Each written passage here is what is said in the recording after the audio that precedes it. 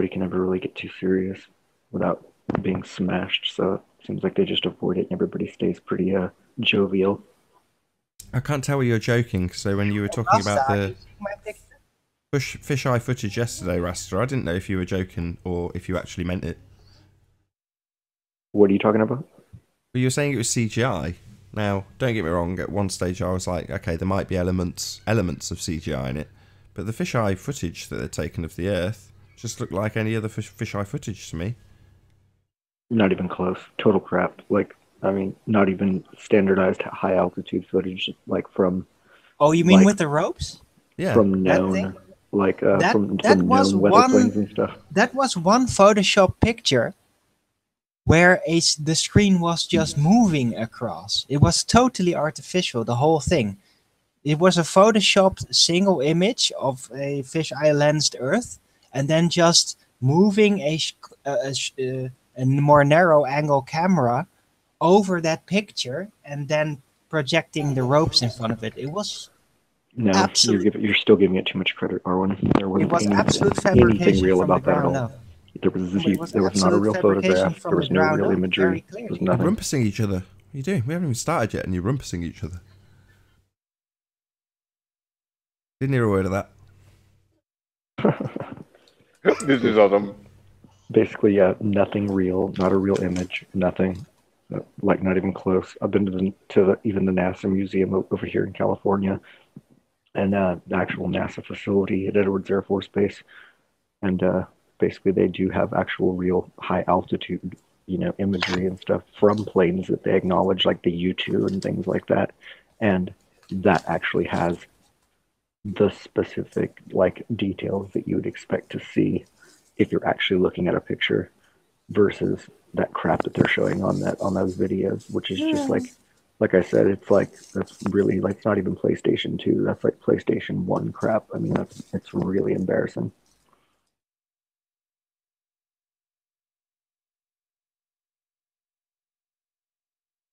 It was outdated CGI script. The way I was watching it on my screen yesterday as a observer in the outside, I didn't even chat probably in the shows I was watching. Those videos and pictures look to me like you guys got this argument that Soundly is just photoshopping and CGI his shots, and I say he is not. He's just choosing the right angle and the right conditions to do it. So this ball earth that was shown yesterday with the ropes, it's been shown with the right magnification of the fisheye lens to be that effect or whatever. I don't think it was manipulated as Photoshop. I think it was manipulated to choose the right angles to show whatever the effect of roundness and shit. Jose, first of all, we're not talking about the curve. God damn it, Arwen, I was right in the middle of speaking. Anyway, we're not talking about the roundness. We're talking about the fact that it was all land and there was zero detail. It was just blank as shit. I mean, there's just absolutely no comparison in any way, shape, or form, between the two. I understand that point, but I got an app on my phone that I can make a planet of my living room, for example. So it could be a feature lens, it could be a plane, and we're not talking about you just make a planet. Shape. You just make a planet for whatever is underneath it. Yeah, we're just not talking about the fact that it was round or anything like that. We're talking about what was being shown was literally absent 90% of real detail. And so, I mean, just with that alone, it's completely dismissible.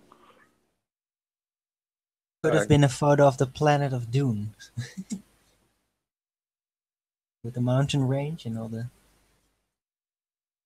yellow stuff. Yes.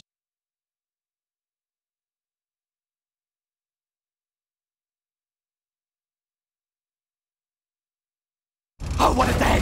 What a lovely day!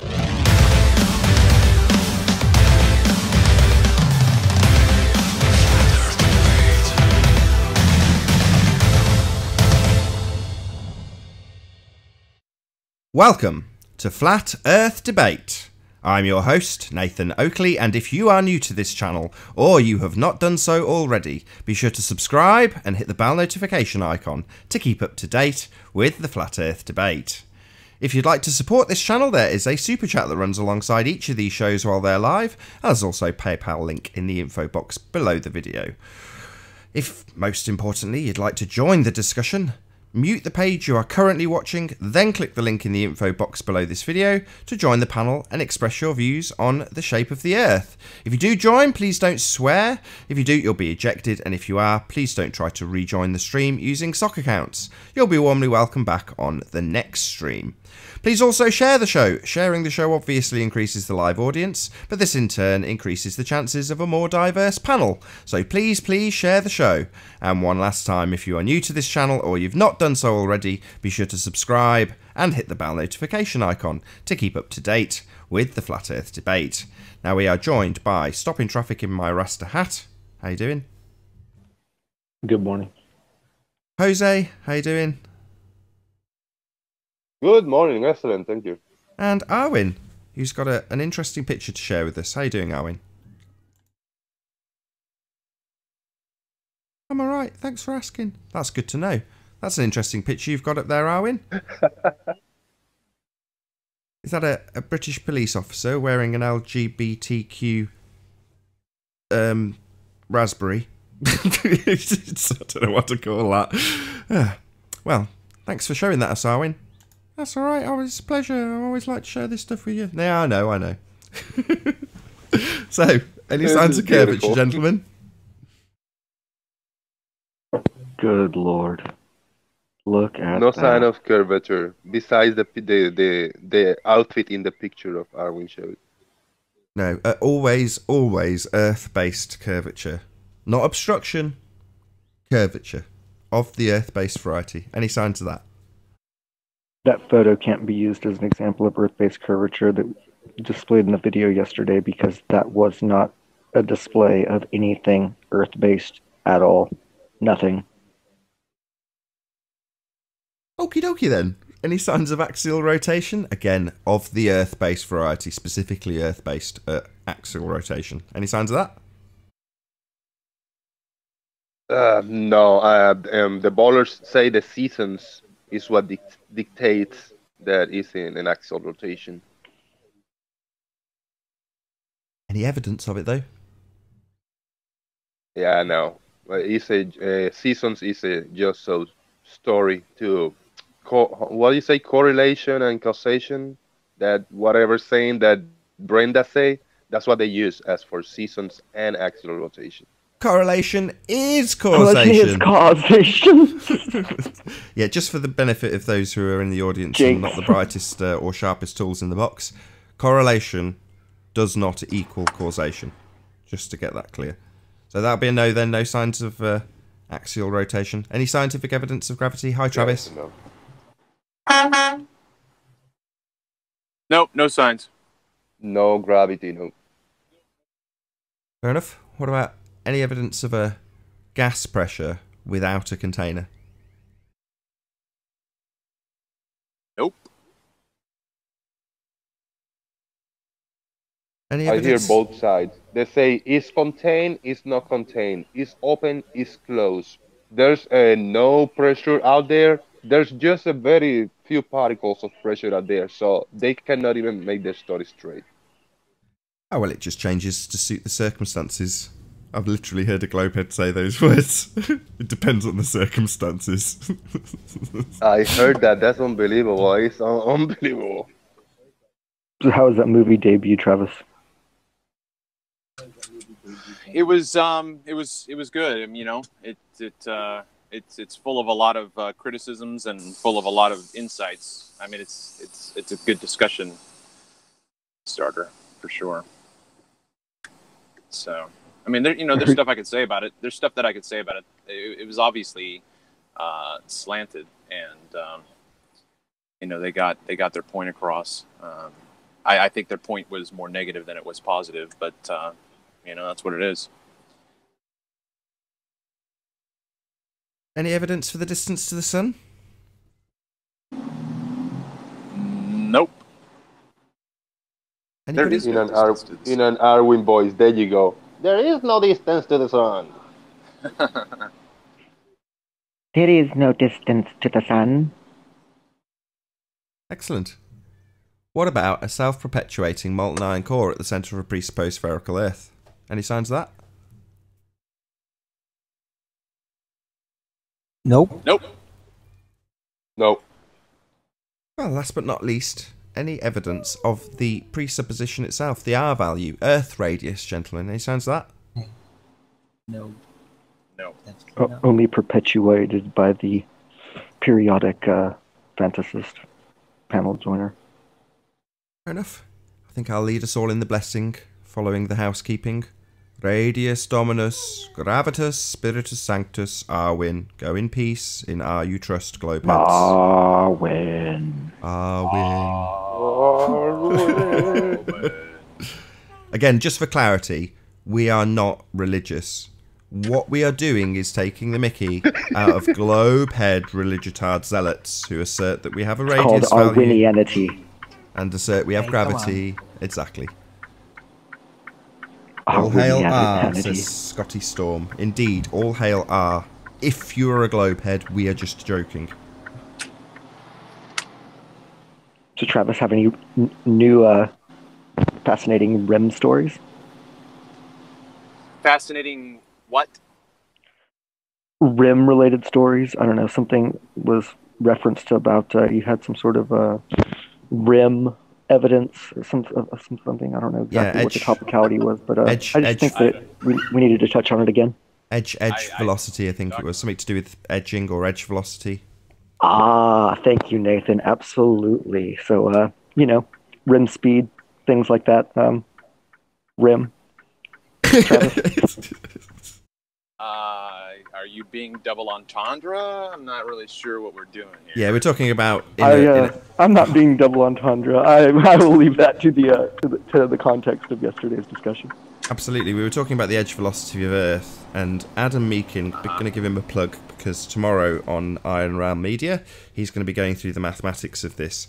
This being the force that you, according to Adam, should most certainly feel were we rotating on a sphere-shaped Earth. So check out Iron Realm Media. Adam's going to go through the mathematics on that show. He went through it with us. You were there actually, weren't you, Rasta, yesterday when he went through those with us? Yeah, those were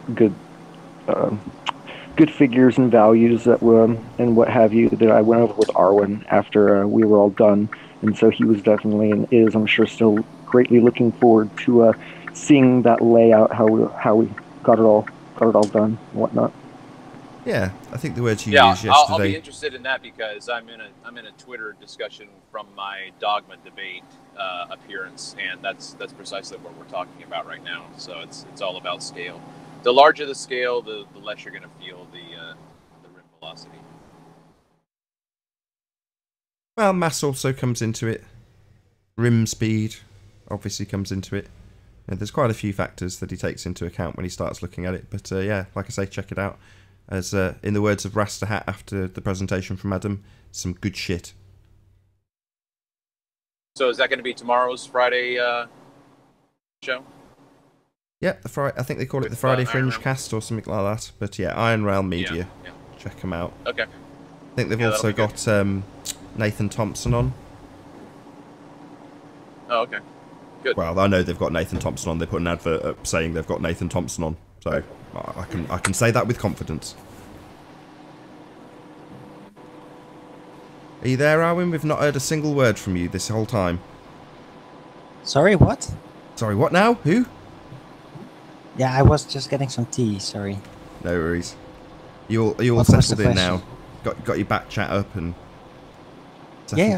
settled nicely. What was the question? Well, we had your. We were just picture of- wondering why you were so quiet. Well, no, we had your Yeah, LGBT just- police officer up as well at the beginning of the show, and Oh yeah. you weren't there to give comments, but you had your screen shared, so it didn't matter. Oh, you did show it? I did. I asked for comment. British got none. pride. Arwin thinks we're. God, Arwin was very talkative 5 minutes before the show starts, and then once the show starts, he said, "Let me run away," and missed all the housekeeping questions on the first 5 minutes of the show. Yeah, typical.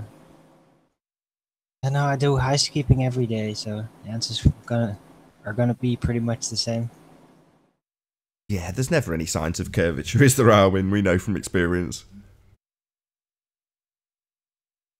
Not unless you misinterpret what you say, what you see on purpose. Hello. Hello, Earth Flattener. Good to have you.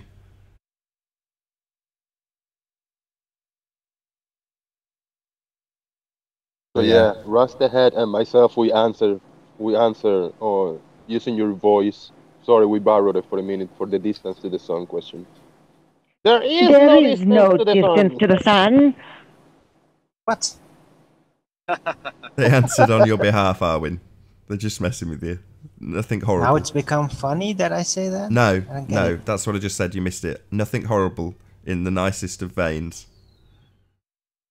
We were Yeah, it was impersonating you. nothing bad. It was just having fun. Just Arwin is awesome, so let's use his answers, you know. But we gotta play the part, you know. We don't gotta just say there's no distance to the sun with our voices. I know, it's- No, Arwin. but you gotta say it dignified. And they Well, did. There is It no was distance. imitation. The point was so Say it like important. Morpheus. Not only was Say the it like point, Morpheus. not only was the point so important that it had to be reiterated by two people in your absence, but they had to give you credit by mimicking you. So that's the biggest compliment they can give you, Arwin. Take my word for it. Right, imitation is a The highest form of flattery, high indeed. form. Yes, exactly. That's what I said. You stole my thunder. I said Indeed. Oh, did we miss that? Sorry, Travis.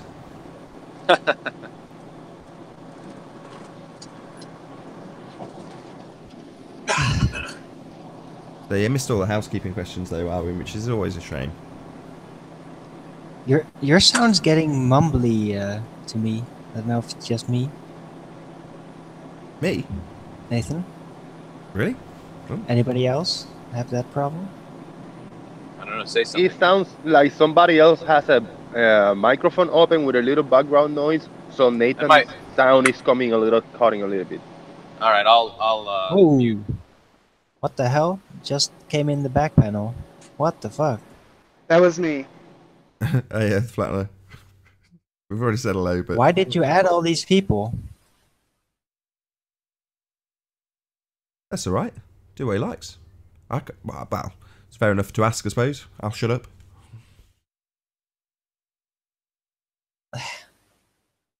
Why are all these people in the back panel added? That Yeah, we're still waiting for So- an answer. So sorry, I was removing them. So the reason I do it is because those are the sock accounts that usually start destroying the Hangout by knocking everyone off. So I add all those people that have done that before, and then I remove them just to get them out of the way. Oh, wow. That's pretty That's clever, genius. honestly. Hold on. Shout out good. for that. That's- Like, That's smart. absolutely genius. Did you hear that, Anthony? You probably missed that. Can you repeat that, Earth Flattener? that was a genius Okay, move. so little by little, as I've been on the show, I've seen the people that come in, the Dunning-Krugers of the world, the people that are going to come in to snipe. So what I do is I immediately say hi to them, which adds them to my contacts list. And then if I can, then I snipe them. But then anytime that happens after that, I add all those people that have previously sniped the show to the Hangout, and then I remove them right away so they can't come back in. yeah, it's like inoculation. Very smart. So, does that mean that you're preemptively blocking people before they even join the Hangout? Yeah. Right, Dunning-Kruger and Chris Cross and Unbelievable Productions, the usual people. When I join, I put them into the Hangout, I invite them, and then I drop them. Or That's I brilliant. kick them. So it's like you're like performing a séance, bringing their spirit to the Hangout, even though they're not aware of it, and then chopping its head off. That's brilliant. And then I say, be gone! That's really Well, cool. he's making a prediction. Is this science? He's making a prediction, right? So, He observed phenomena of their previous activity and behavior. Yeah. Nice. but Very what smart. did I miss? Have I missed any evidence of curvature or axial rotation or? No, Just the prayer. of course not. Oh, Have you ever? so where is all actually- this science? Where Well, is have all you- this science that people like the Rumpus claim that exists? Well, It's in Shauna Hufford's It's in their bra. claim. they anthropomorphize it and say it's got a body and worries about things and a head, and They just imagine it. Got a name tag. It's a well-accepted imagination on average. So. Yeah. Science is out there strolling around somewhere with his name tag and his white coat, worrying about stuff. And Rumpus is probably rumpusing him.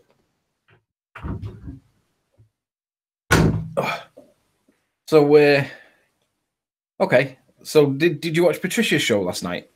I did. Yeah. Unbelievable. I only right? saw it. The most shocking part for me was that they're asking for people to give nominations for certain categories, one of which was Best Chat Room. And it preemptively wrote, oh, there's no way I'm going to get nominated for this one. And surprisingly, a few people in the chat actually nominated this chat room for being to be at least nominated for the award of Best Chat Room. I was like, I was like, now it's lost for words. I was like, no way, no possible way that anyone's going to nominate a totally unmoderated, troll-ridden chat room for being the best one. You can't be, no way. But people did. I was shocked. Well, you are the biggest free speech proponent when it comes to chat rooms, on average, in the entire movement, I think.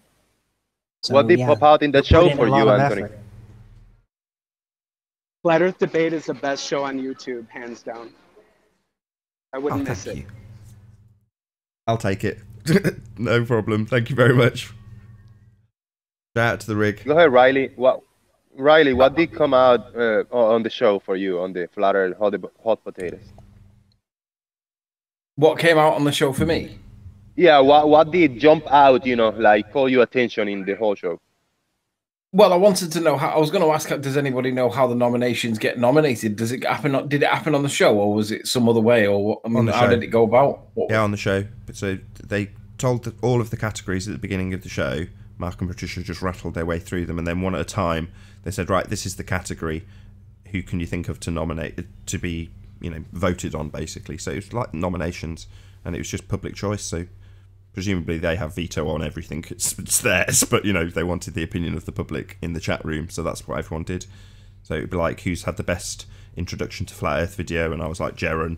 And then people would write Dearth or whatever. And then in some instances, it was literally specific to, they must have only been developed in this last year.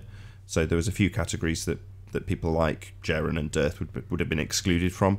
But, it's just who do you think's done the best job of that particular category? I want to self-nominate my own channel intro. I don't know whether it was a nominated thing, but I'm sure your best channel intro's got to be in there. Yes. Obviously, being a Knight Rider fan, my channel intro is like a payment of homage to Knight Rider. But if you actually watch the Knight Rider start and then you compare it to my channel, it's like my version of it. In that I've copied it, not just with the music or the way it's done, but I've actually copied the way that the camera pans and stuff like that. So attention to detail is there on my channel intro. So I'm going to self-nominate my own channel intro because I think it's the best. You did get nominated. Shout out to an incredibly underpowered Range Rover. Yeah. You got nominated for, as did Ranty, for Best Flat Earth Evidence. And I think there was a similar category, which I don't know if you got nominated in both, but certainly Ranty did. The other one was just Best Flat Earth Photography. I know, but I'm getting nominated in. I'm getting mistaken as Ranty. No. I'm getting comments on my channel saying, "I love Ranty's work, me," and I'm like, "This is not Ranty, this is me." Unless they were genuinely saying it's Ranty's work they love, or they just think everything's Ranty's. Yeah, I think the category was best photography or best evidence or best videos, best content, and then we nominated P1000 Coolpix, P900 Coolpix, Sandra. But they didn't add it to the list. So I was down because they say, oh, we cannot nominate a camera. We say, it's a channel name. It's a P1000 Coolpix Sandra. They say, oh, no, we can't put that. It's too confusing. So like, yeah, it pissed Sandra off no end in the chat. She was like, right, bye, I'm off. Because Patricia was a bit confused. She was like, well, is it P1000 or P900 Coolpix? Now, obviously, she's got a P900, so she knows the name of the camera. So that's immediately what familiarity came to her, and she's just confused about what was being talked about. And it got clarified, no, it's the channel, it's my channel. But she's saying it using the channel name. So it was just confusing, but it annoyed Sandra, because obviously she puts a lot of work in. I'm sure she will get added to the list. Don't worry, Sandra. Hey, by the way, you guys, there's P900 cameras available at this point now through a few different sites, and also through a couple of different people's YouTube channels, like advertised through, like, you know, purchased through their channel for $270 inbox, brand new Nikon P900, $270.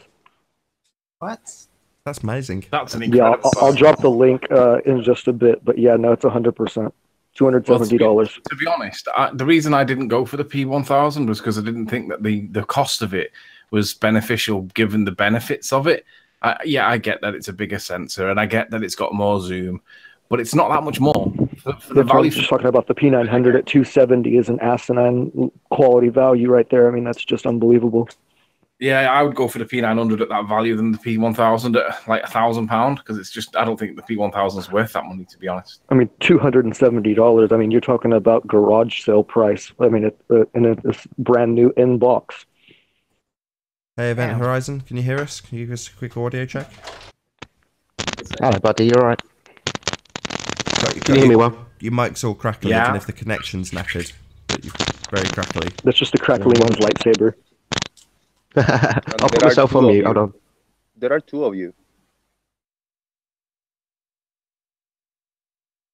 Yeah, hopefully there'll be a few more people buying up P900s at a cheap price. Hey, Chocolate. If I can, I will. I'll get you the info and get it into the chat. There was 87 units available currently on the channel that I was looking at. 87 P900s, all for $270 each. Sounds a bit too good to be true. Worth investigation before spending the money, maybe. Yeah, it's like, where are they getting them from? Because if there are some dubious We have wholesale production points- licenses. We have wholesale licenses, basically, so we're able to purchase at a wholesale price, but then have no obligation to sell at any specific retail price. So we can literally charge $1 above the wholesale price if we choose to do that as independent vendors. Oh, right. So are you somehow involved then? I have a wholesale license myself, and so I mean, I was looking up, trying to purchase a P1000 perhaps at wholesale, you know, figuring maybe I could get it for, you know, $600 or something like that. And much faster, I ran across wholesale P900s, but the beauty was somebody had already done the purchase, and so therefore they were selling them at essentially virtually the same price, but no wholesale license required. So even though that was how they were originally purchased, they're now available just for general consumers, but essentially at what was, I believe, $1 above the wholesale price. Wow.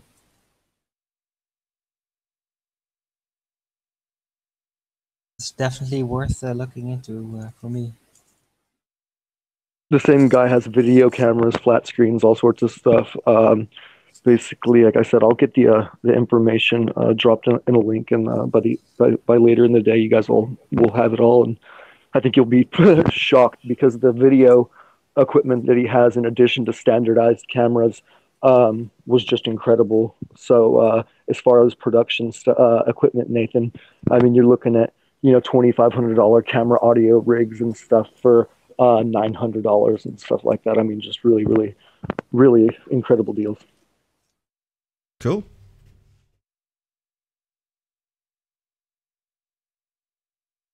Can you hear us, Chocolate? Have we heard did you say hello?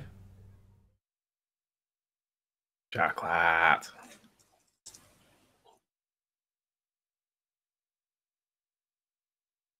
Yo, Chocolate. He said hello when he first came in. Oh, okay. Fair enough. Come in and run away, a bit like Arwen. Travis, I wanted to catch up with you yesterday and I never got a chance to speak to you properly. What was your experience with the harvest? Oh no, we did. We brushed on it. The harvest. Shout out to the rim. You guys hear me? Shout out retracted. We do hear you, Chocolate. Good to have you. All right. Yeah, I shot some more footage last night. It was pretty good. The cloud cover had a lot of interesting patterns on the moon and whatnot, but it was still orange. It was probably at like 98% full. It was just really enjoyable to just sit there and watch it and zoom in. And I'd be interested to see who else has found my cat and dog in the moon, because I just find that amazing that those images are there. Well, But I watched a really good video this morning from Richard Hall about the moon and some of the weird things that are on the moon, which I won't go too much into. I'll come back to it. But what I wanted to ask you was, were you satisfied by the heliocentric explanation for what you saw with regards to the harvest moon? no, not by any stretch of the imagination. Not at all. No. No, that's my perception of it too. It's like whatever's going on there, it's not what they're telling us it is. Should be like that every time it rises. Hey Riley, that was a shout out to the Rim, not RIM. Oh, I thought. Yeah, in relation to Travis, it was a shout out to the Rim, linked to a shout out to Travis from yesterday. What? Right. I have no idea how I'm getting associated with this rim thing. This is. It's just because you got a new girlfriend. Shout out to Make 4, shout out to David Reed, and shout out to Goddess Witch Bella, by the way. Shout out to Caroline. In association with the Rim. Yeah, shout out to Ribbing Caroline. No, come on. That's not subtle. Wow. That's no need. Yo, you guys, That's crazy. a bit too far. I'd like to ask Nathan to edit that one. Yeah, that's... And nobody retracted it. He just leaped off flat Earth right there. He found the edge and leaped right there. And nobody retracted it though, right? Comment. You were on Right. too fast. Hold on. Comment Sorry, I'm going to retracted. bring us back on topic. So, Make 4 from the chat says, Nathan Oakley, why is the moon small in Australia then? It didn't get big for me. I'm paraphrasing. Why is the moon small in Australia? I don't think it is it? Well, according to Make 4, he's in Australia. He's saying specifically, why is the moon small in Australia then? It's not big for me. Well, on the heliocentric model, it would have to be, wouldn't it? Shouldn't it be the same? No, well, no, because of the angle that they say that we. No, it would have to be big. It would have to be big, wouldn't it? Well, no. If Big it's is based on relative. the angle, it's your proximity to it. Although, no, that would make a blind bit of difference, would it?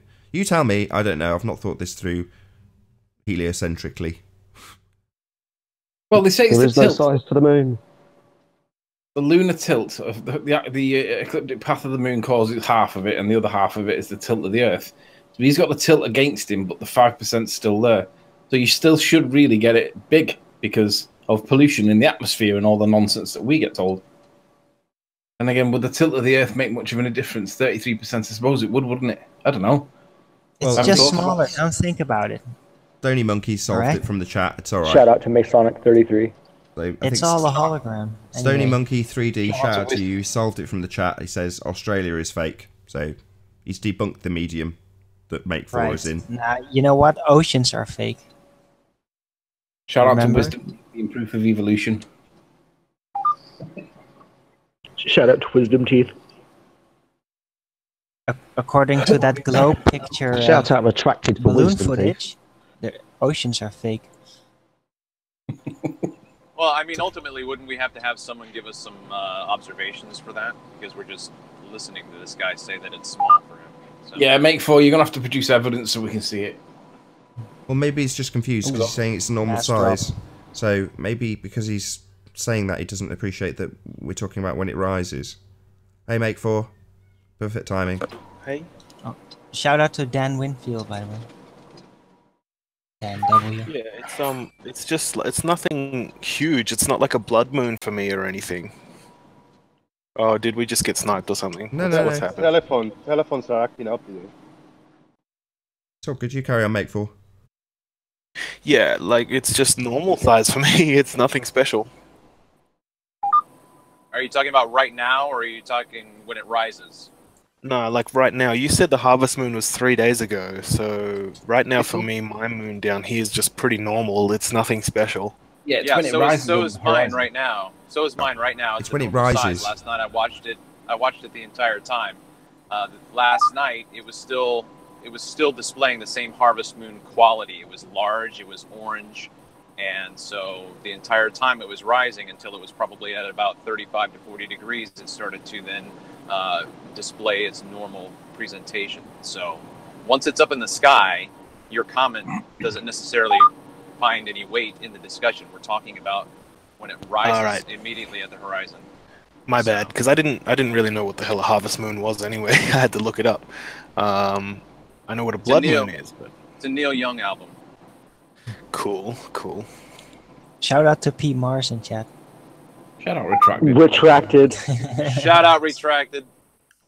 Nah, shout out to P Mars. Shout out Retracted. Shout out Retracted. God damn. Right, so Richard Hall. I don't know if anybody's seen any of his videos. Nathan recommended him to me recently, and he's quite an amateur kind of guy in terms of the quality of his videos. But the content of the video that he produces is really cool because he actually presents evidence. You know, like when people say we live on a sphere and we say, can we see some evidence? And then they say things like, well, it's the whole body of science, Nathan. Well, this guy actually presents evidence to support things he says. So just from that alone, he sets the standard for what we should all expect from ballers. And for that reason in itself, he's worth watching. But he's just released a 3-part series today. And it's to do with whether or not Mars has got civilizations past evidence on there, or whether it's evidence of geology. So it's to do with, is it archaeology that we're seeing, or is it geology that we're seeing? Because if it's geology, it looks a little bit human-made. And specifically, he talks about the face on Mars. Now, I personally don't accept any of this. I think that if most of the imagery is coming from the authorities that be it NASA or otherwise, it's not the most credible of sources. I tend to think that these pictures that he's presenting are probably from Earth being passed off as Mars, and we can't tell whether they're genuine or not. And I don't think we ever would be able to tell. And for that reason, I don't consider them to be credible either way. But it's worth watching his 3-part series because the evidence he does present is really good. Because if you were to suspend your skepticism and accept that these pictures may actually be of some rocky planet many millions of miles away, then he presents some really interesting arguments and perceptions and explanations for what we're looking at. But if you're not aware of the claim that there's a human face on Mars that's been man-made, deliberately huge, so that it can be seen from other planets, look into Richard Hall's work, because whether you accept it or don't accept it, it's interesting to see how he presents the arguments and how he shows the evidences. And this is really the standard that we expect from ballers. But he also gives a story to it that is interesting, whether you accept it or not. It's not really the point. It's just an interesting perspective on things that are considered to be evidences from space, as it were. It'd be very difficult to deal with that after having had to jam my head so far up my ass. It's worth watching because the pictures are really interesting. But I mean, I don't accept any of it, but I realize that we're quite a minority because, like, to auto reject pretty much everything from NASA is like the word that makes us quite niche because most people do accept that some of it's fake, but not necessarily all of it. I don't tend to accept any of it because, you know, how many times do you trust them before you? As if you would. I used to be we could so see into the stars all in of the that, daytime and the Magellanics. Magellan? Yeah, it's the way you pronounce it. So into all of that face on Mars, Richard Hoagland, his books with cities on Mars and all of that. I used to be so into that shit. Yeah, he does show what looks like cities. It looks like ruins or whatever, but they would have to be gargantuan, these things, if Mars is as far away as what they tell us it is. So if it's really true what we're looking at, Mars has to be close because there's no way you're going to see archaeology from Earth on Mars unless Mars is a lot closer than they tell us, which is what I'm more inclined to believe personally. But the fact that it's not the size, the distance away that they tell us, means for me you got to reject everything. But that doesn't mean that the moon, like there's some really good crater in Aristarchus crater on the moon, high resolution. Shout out to the dodo. Shout out Retracted. But the photos that he presents of Aristarchus do present some really interesting questions, and the questions are kind of like, wow, this is really quite interesting. It's definitely worth watching. Even if you don't agree with any of it, if you reject all of it, it's worth watching because that's how you present evidence to support your position. Whether or not you accept the evidence is another matter, but at least he presents the arguments with evidence to support it, in contrast to people like Rumpus who never do. Okay, can I have my 2 pennyworth on this? Because go on. You contacted me and said, have you watched the Richard D. Hall video? And I said, I've given it 5 minutes and given up on it. And you were like, no, it's really good. So I went back and watched it. And my frustration was the same throughout the entire 3 videos, although, to be perfectly ruthlessly honest, I didn't actually get all the way through part 3, but that's not the point. So I watched the majority of it, and the impression I was left with at the end is that when they talked about analysts, they're always analysing the NASA photos. So they're like, this guy, they talk about some guy and they explain that he's talked about it in great detail. It's like, okay, so he's talked about the NASA images. So none of it's ever verified. It's always from the single source. And it's their analysis of these 2 images of the face from 2 different angles. So it's like, well, your primary source could be tarnished, and you've not even considered that. Further to that, they go into Arthur C. Clarke. Hang on. Oh, I'm nearly there. Come on. They went into Arthur C. Clarke and explained that in 1970, was it Arthur C. Clarke, the book? Yeah, I think it might be, yeah. And they had a picture of the face on a planet looking up at this, like lying on its back, if it was our face, but a rock face, in this book that Arthur C. Clarke wrote in 1970. And they were like, well, it's before they went out and had a look at it. So he obviously had prior knowledge. I'm like, you're having a laugh. Why would you extract that? Yeah, why would you extract that? It's like, in the same way as, he's written various things that have ended up being part of our reality, but why would you assume that that means that it is actually reality and that he had prior knowledge to it? It's like, no, it's just all fiction. All of it, including the photos you're analysing. But that was my frustration with it. I'm sorry, Anthony, you go ahead. I mean the same guy. Are we talking about the same guy that wrote about satellites, and then like a few years later, we had satellites in space supposedly? Not sure if it's the same guy. Might be. No, it is. I agree completely with what you said, Nathan. There's no way to verify or validate the evidence that was being discussed. I agree completely. And Richard actually said that himself. He said he basically can't. He thinks all the pictures were taken on Earth, in some bizarre place on Earth with a bit of a red tinge to it for whatever. And with regards to the Mars face thing, I mean, at the end of the day, it's interesting from a persuasive point of view for the point of arguing. But I agree completely. You can't validate any of the evidence he was presented. It's just a good way to show ballers how to present their arguments because they don't seem to be very good at it. No, I do agree. In past videos that he's watched, and he's done some pretty outlandish videos, but the way he tackles them is to tackle them purely evidence-based. So he's looked at UFOs, and I'm recently getting into this guy, so I'm not, it's not like I'm really familiar with him, but I've watched quite a few of his videos, and when he covered things like UFOs, it was his hunt for evidence, and to be honest, it was a bit tedious, but it showed that he was actually going to the steps of trying to gather evidence about this subject and the extents that he went to and the research he did in order to try and ascertain some evidence. Now, he didn't, but he showed the steps he took to try and attain it. And that is, like you say, above and beyond any of the people that we experience who are just wiki warriors. That's literally all they'll do. I mean, where I found his work exceptional when he was covering things like Jill Dando and the Madeleine McCann case. The Madeleine McCann stuff he did was the best you will ever see. If you're interested in the Madeleine McCann case, go and watch Richard D. Hall. His work is exceptional. Again, all evidence-based, backed up with thorough research.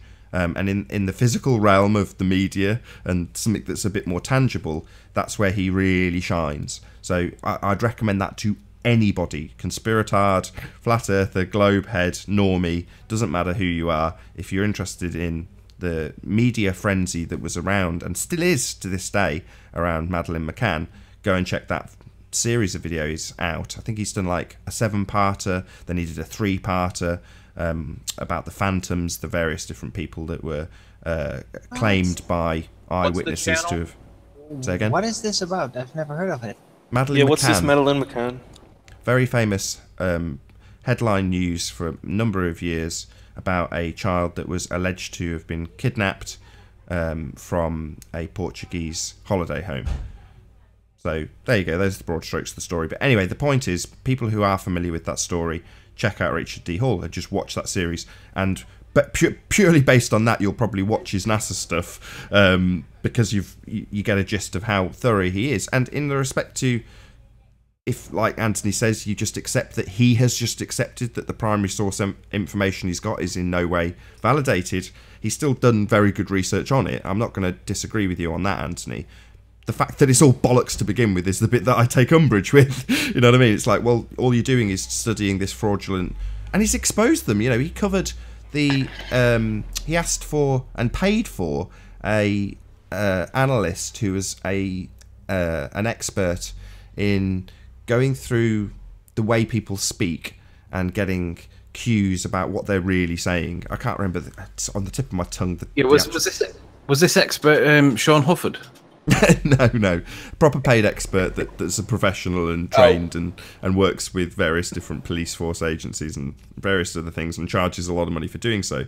So for several $100s, he basically presented the transcript of Neil Armstrong with the Sky at Night interview that he did. So he's going through it and not just analysing the interviewee, but also the interviewer, which is what he tends to do. He's analysing the whole conversation basically, and he will be very critical of the people doing the interview quite a lot of the time. But like I say, he was in a way exposing the fact that Neil Armstrong is lying through his back teeth. There's no two ways about it. Now, obviously, we already know this. Everybody on this panel, I would assume, knows that we've not been to the moon. They've lied through their back teeth about it. The whole thing's done on a set. But to this analyst, he was shocked. You know, he's obviously analysing it and trying to, as much as possible, remain completely impartial. And based on the analysis he did, I would say he was impartial. But at the end, he gets back in touch with Richard D. Hall and he's like, on a personal note, I'm shocked. I can't quite believe, what I'm analysing. I'm analysing the first man who's said to have stepped foot on the moon, and he's lying through his back teeth. You know, again, he left a few weasel words in there in terms of his conclusions after the analysis because he's got to cover his own back. But ultimately speaking, it was pretty clear that one of the options was the guy's lying through his back teeth. And even then, he didn't kind of sugarcoat it by saying he might not be. He was saying that the reasons he might be lying are, in other words, to him, he was in no doubt that the guy's lying, Neil Armstrong, that is, through his back teeth in every answer. He has to distance himself from all of the answers and put it into general terms about how people might see something when you're travelling to the moon or the stars or whatever he's talking about in answering Patrick's questions. So it's one of those, you've got to go, right, that's shocking, but for us, we already know. But for Richard, to get to the point, he's looking at more NASA stuff, and it's like, well, haven't you already discredited the source? Wouldn't you be more critical of the source based on the fact that you know, as an agency and their employees, they're more than happy to lie through their back teeth? So why would you just analyse their pictures as though they are automatically credible? So that kind of frustrated me.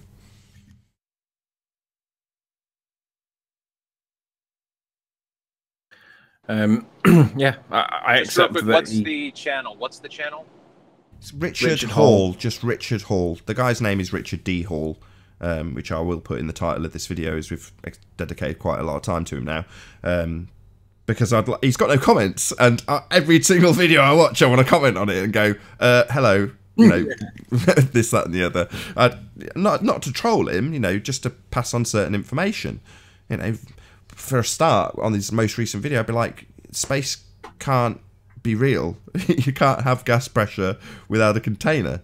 Just leave it at that. And if it doesn't resonate with him, it doesn't resonate with him. Some people you can't communicate that message to. But, literally we're in a position here where we're laughing in the faces of dedicated ballers by asking one question. How do you have gas pressure without a container? You've apparently got a vacuum of space, right? Well, how am I breathing pressure when you've got a significantly lower pressure system, i.e. a vacuum, next to gas pressure? It defies the second law of thermodynamics. It's impossible. And when they say it's not gravity, you say, well, show it me. Demonstrate gravity maintaining gas pressure without a container. And they can't do it because there's no scientific validity to it. It's just pictures. The same very pictures that Richard D. Hall is studying and giving credence to. and that frustrates me. I'm going to say it a few times because he might watch this video if I put his name in the title. You never know your luck. Yeah, I agree. He does state his position clearly, though. He does say, I think these pictures are all taken on Earth in some remote area. He does say that. Yeah, but what about Math Powerland? Photo or painting? How does he know it's even a picture that's been taken at all? How does he know it's come from a camera? Could just literally be hashed together using ground photography. I mean, they even did a comparison on part 2. So they did a comparison between a geographic layout somewhere in England versus somewhere on Mars. And they're like, look, it's very similar. Do you think we've replicated it? It's like, why are you extrapolating out this crazy theory when, you know, there's a million other options? This could just be replicating geographic structures on Earth to look similar. But the whole thing could just be a rendering for all they know. They've not validated the picture. They've just taken it on faith. Like all bloody globe heads. Oh yes, this picture is obviously authentic. Maybe they're lying to us about the nature of the contents of the picture. Well, what about the picture itself? How do you know it's valid? Have you validated it? Have you taken these pictures? And then when in the first part 1, they're like, well, you can go out and you can take pictures of Mars. It's like, well, yeah, I've got a telescope. By your standards, you're telling us we should do our own research by buying a telescope and looking at Mars. Yeah, I've done that. Does it validate anything that NASA have presented you? No, of course not. But yet you're still prepared to take that on faith. And that's kind of disappointing for these, you know, what I would call good researchers. Very good researchers in the case of Richard D. Hall. So, yeah.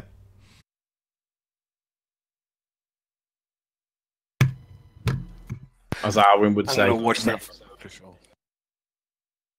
Sorry, is this the same D. Hall that was on Ed Media TV about 10 years ago? Yes. The UFO hunter. It was, yeah? Yes, I think so. Yeah, I know his work. But he's had a whole TV series. This isn't a like newbie YouTuber. He's had a TV series. So that medium is now defunct. I think he was on a cable channel. I forget which. But ultimately speaking, he's moved from television to YouTube. No comments on though.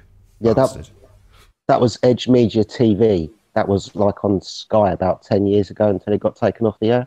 I think I remember. People like David Icke used to appear on there from time to time. Yeah, sounds about right. Good old David Icke. I think he's now published those TV shows on his YouTube channel. So he's got various different links in the show today. It was like they referenced one of those TV shows, and it was like show number 254 in the Astons at the top. So yeah, he's referencing back to those stuff. So I assume he's published them on YouTube.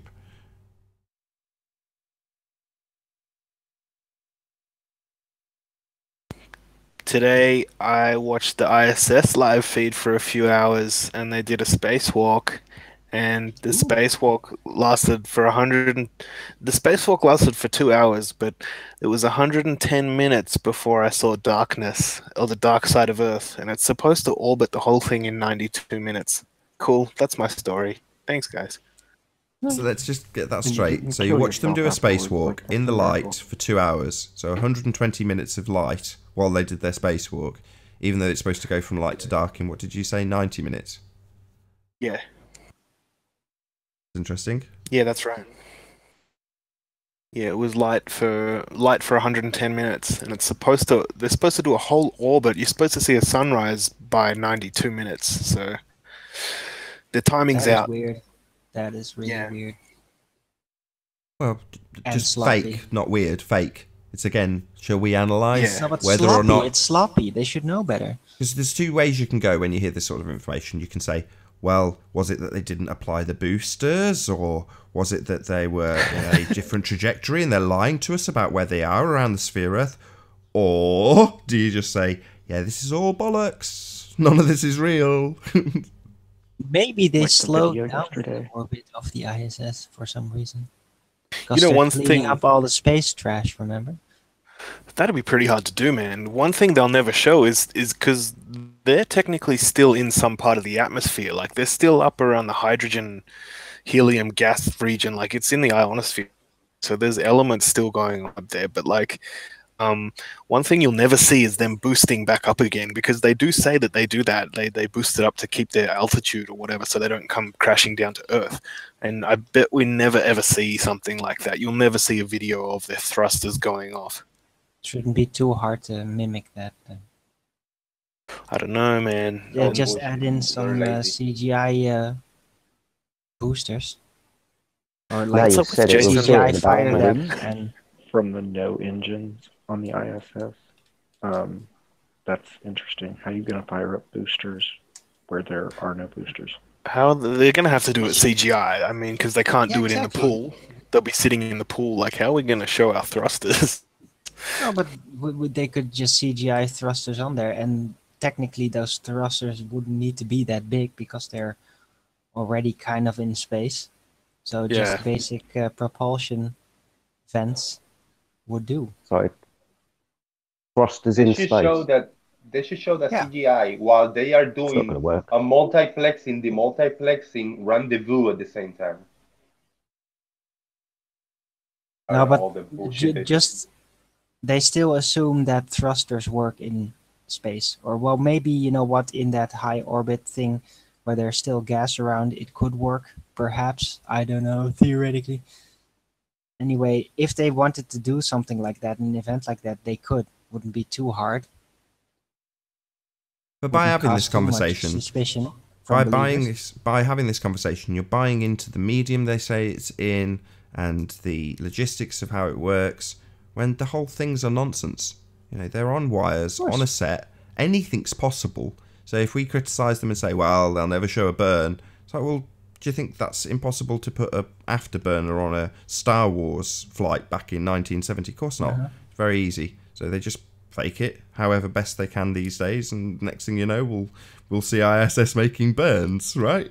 Because anything's possible. Yeah, because they haven't done it yet. They haven't really shown that yet, have they? No, they might show it, but I'm just saying anything is possible. NASA are on the cutting edge of cinematography, not space travel. Oh, let them actually work it for once. Let them actually do something right. Well, maybe You know? if they could get their orbit Do what times they're correct. paid for crying out And you loud. always say that, Nathan, but their videos always look like crap. So for being on the cutting edge, I mean, it's more Well- like 7th grade AV club. Again, shout out to Dilly Gill. His explanation for this makes perfect sense. They always play their cards close to the chest. They're not going for Star Wars type battles that are complicated, because you have to suspend disbelief to watch that stuff. So they eat a zero-G meal. They repair a bit of the ship. They do stuff very low key, because then it's all about making it realistic, or as realistic as we will accept. Because that's what they do. Like I say, go and watch Dilly Gill. He goes through all of this in great detail. What they faked, how they faked it, the progression of the technology that we get right up until the present day in terms of the mapping CGI in real time when they show live feeds. Back in the day, 10, 15 years ago, they'd be doing it fake for the audience, literally on strings, live, but with the camera angle not high enough to show the ceiling on a CRT TV 20 to 30 feet away from the audience. That's how they used to do it. And then they'd send it to post, put all the glorious CGI renderings on the camera angle that was slightly higher, take out the ceiling and all the wires, and then that was what would get presented to the media after the fact, after the TV is filmed, a live audience watching a small screen. So that's what Dilly Gill has explained. Same with the actual acquisition of the technology to do it. So in terms of the ability to map things like bubbles of water in space, that's all come from the era of the STS missions when they were using the shuttle. And again, he talks through exactly what they're doing with evidence. So he backs it with very, very good research, and he shows it all. And you can't really ask anything more than that from a researcher. You know, we've been critical of Richard D. Hall, and because we're going to round out shortly for a break, I'm going to say this: don't take what I've said about Richard D. Hall as like I'm hating on him, because I'm not. I'd absolutely encourage every single member of the audience to go and subscribe to Richard D. Hall, watch what he does in future. It is, if nothing else, extremely entertaining.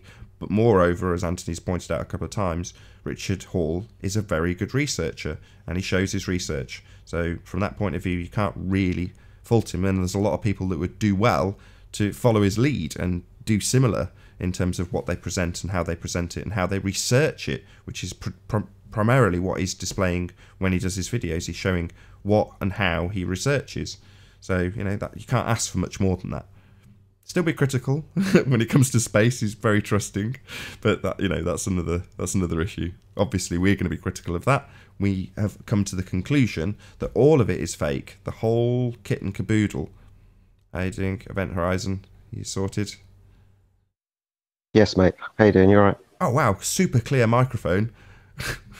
Excellent. Thank you. That's miles better. I don't know what you've done, but remember whatever it is for next time.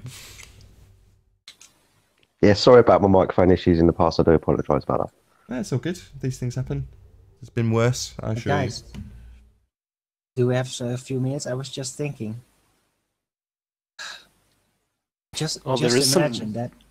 Sorry, that NASA is basically, they're like a stage actor type guild that is upholding this image. So now I'm just wondering, when did they start doing this?